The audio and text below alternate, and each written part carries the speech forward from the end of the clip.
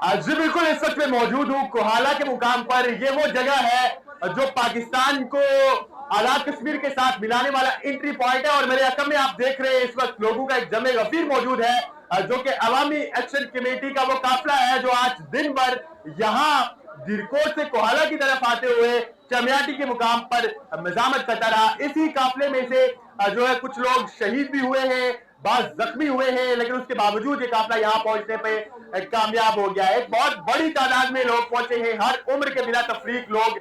इस काफिले में मौजूद हैं। आपको जवान मिलेंगे, छोटे बच्चे मिलेंगे 15-16 साल के, और फिर बड़ी उम्र के यानी कि 60+ लोग भी इस काफिले में शामिल हैं। बैकएफ यहाँ पे एक मतलब फिर से पिंडाल सज चुका है, तकरीर का सिलसिला जारी है, नारेबाजी हो रही है, और जो एक्शन कमेटी के रहनुमा है या फिर जो आम एक्टिविस्ट है वो स्टेज पर जाकर यहाँ शुरका का लहू गरमा रहे। दूसरी जानिब आज दिन की अगर आपको तफसीलात बताते चले तो core member Jammu Kashmir joint Awami action committee ग्राम मुश्तबा के मुताबिक इसी काफिले का सामना हुआ था क्या नाम है इस जगह का, चमियाटी के मुकाम पर पुलिस के साथ, और वहां पर एक भरपूर मजामत हुई, और उस मजामत के नतीजे में ग्राम मुश्तबा के मुताबिक 8 के करीब लोग जो है वो अभी तक अपनी जानें गंवा चुके हैं, जबकि लातादाद लोग जख्मी हुए हैं। फिर ये काफिला वहां से आगे बढ़ता हुआ यहाँ कोहाला के मुकाम पर पहुंच चुका है, जबकि जो जख्मी है वो मुजफ्फराबाद और फिर हिल्ला हॉस्पिटल और इसके अलावा दिरकोट जो DHQ है वहां पर मुंतकिल किए गए हैं। जबकि जो जनाजे हैं यानी कि जो लोग शहीद हो गए हैं उनके जो जनाजे हैं वो इस वक्त दिरकोट में मौजूद है। उनके मुतालिक भी यहाँ पर ये कहा जा रहा है कि उन जनाजों को यहाँ लाया जाएगा और फिर यहीं पे नमाज जनाजा जो है वो अदा की जाएगी। गो के इस प्लान में किसी हद तक तब्दीली भी आ सकती है, लेकिन इस वक्त तक यहाँ पर यही डिस्कशन हो रही है। बैरकैफ इस वक्त जो टाइम है अगर मैं आपको बता सकूं तो रात के गालिबन 9 बज रहे होंगे, और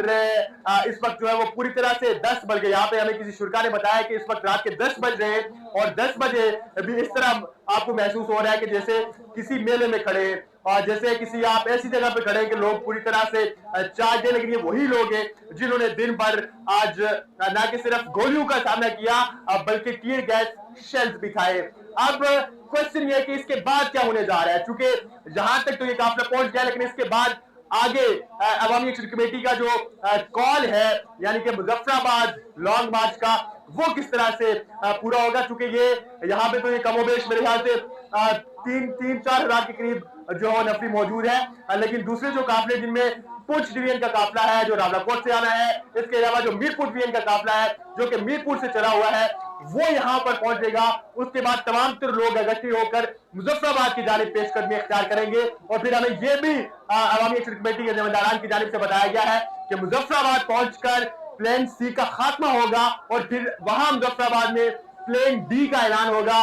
जम्मू कश्मीर अवामी एक्शन कमेटी पता नहीं कितने प्लान्स लेकर चल रही है, पहले A प्लान हमने देखा, फिर B देखा, फिर C जो कि अभी चल रहा है लॉन्ग मार्च के तौर पर। तो ये तमाम तर जो स्टेप वाइज प्लान है वो वक्त गुजरने के साथ साथ उन पर अमल दरामद होगा। लेकिन जब हम यहाँ पर पहुंचे तो चूंकि पाकिस्तान को ये कश्मीर के साथ टच करने वाली हुदूद है, यहाँ पर दोनों अतराफ में जो है वो पुलिस की चेक पोस्ट कायम है, लेकिन वो पुलिस चेक पोस्ट खाली थी। इसी तरह से जो बाद को मुजफ्फराबाद के साथ मिलाने वाली हुदूद है वहां पर भी पुलिस चेक पोस्ट है वो भी खाली थी। बाकी अब यहाँ का ओवरऑल जो क्राउड है बड़ा चार्ज है और पूरी तरह से पुर उम्मीद है कि वो ना कि सिर्फ मुजफ्फराबाद पहुंचने में कामयाब होगा, बल्कि जो मुतालबात वो 38 मुतालबात जिनका आज हर तरफ शोर और गुलगुला है वो हासिल करने में भी कामयाब होगा। आपको अपडेट करते रहेंगे, इजाजत दीजिए, अल्लाह निगहबान।